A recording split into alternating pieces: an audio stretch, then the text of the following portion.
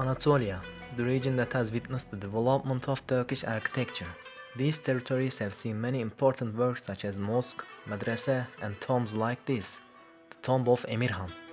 So let's take a closer look at some of the structures that have personally witnessed these developments. We are in one of the most distinguished cities of Anatolia, the second capital of Seljuks, Kayseri. We start our trip with one of the best preserved ancient Seljuk works, Han Mosque. So let's get inside and see what's waiting for us.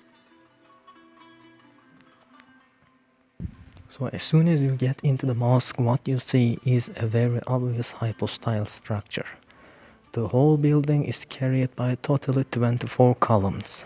And another point is that the mosque has three different entrances, which are on my right, in front of me, and on my left. So as you consider the mihrab at my back as an ivan, then what you get is a four ivan structure inside the mosque.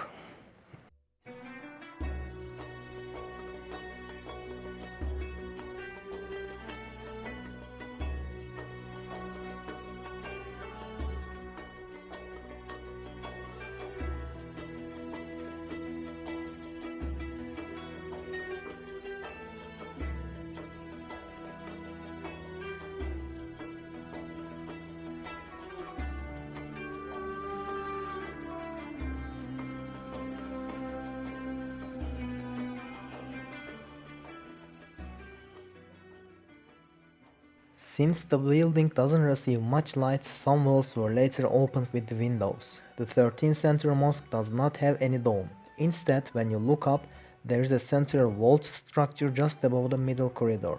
Regional stones were used in the construction of the building rather than expensive stones such as marble.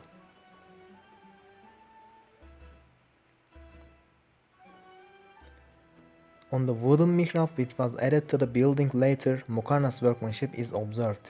There is no Muqarnas workmanship of any of the entrances. The reason for that is thought to be that the mosque was originally designed as a caravanserai. So we leave this dim and peaceful environment which you can easily find still a Selçuk atmosphere, especially in nights, and move on to our next building.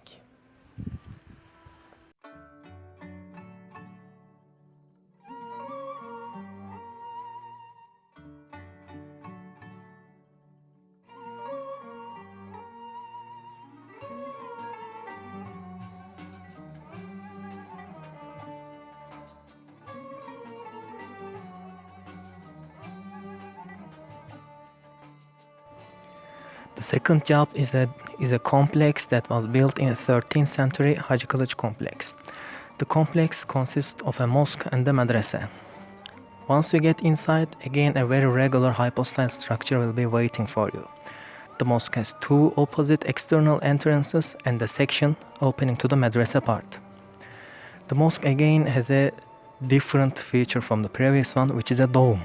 A dome is just above the mihrab, completed and placed with Turkish triangles, and also a Muqarnas workmanship is quite detailed seen on the mihrab.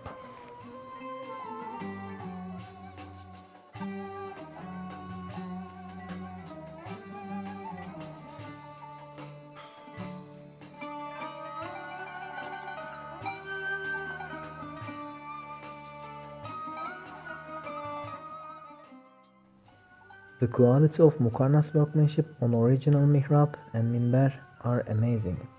After we have a close look at them, we look up and what we see on us is a dome made of regional stones with 4 windows. Unfortunately, the madrasa part which is on the left is not being used today. Just the mosque is open to the public use. Also, there are 2 elevated lodges made of marble. So again we leave this place that certainly describes the complex architecture of Selçuk Empire and move on to the other building.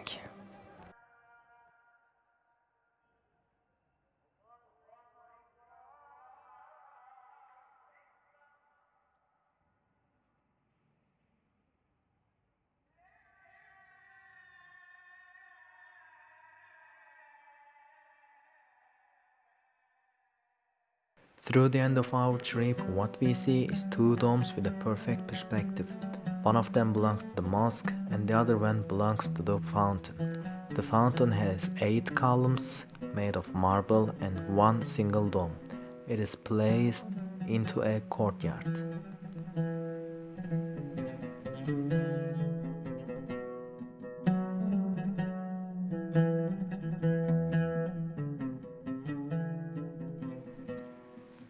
The mosque has a double row portico as a signature of the architect. Once we step through the portal, what we see is a face of an owl just looking through us as a second signature of the architect again. Our last building was designed while the Turkish architecture continued its development and reached to Ottoman architecture. This building was designed by maybe the greatest master of all the Turkish architectural times, Mimar Sinan. So welcome to his job in Kayseri.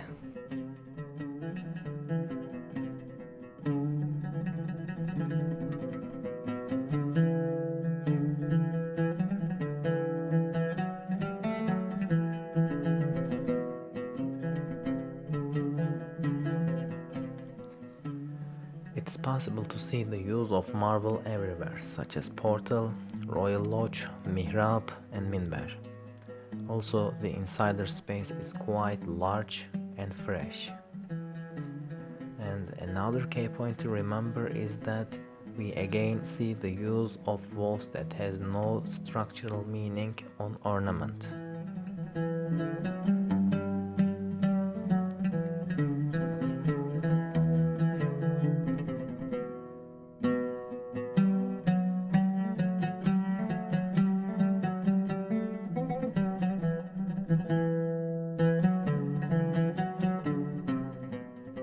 In short, we have closely examined the evolution of Turkish architecture in eras.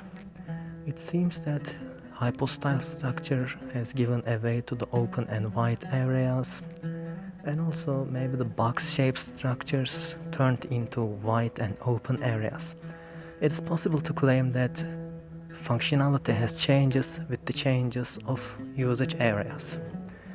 So it is certain that these treasure structures has a common past, and hope the past sheds a light on the future. Thank you for watching.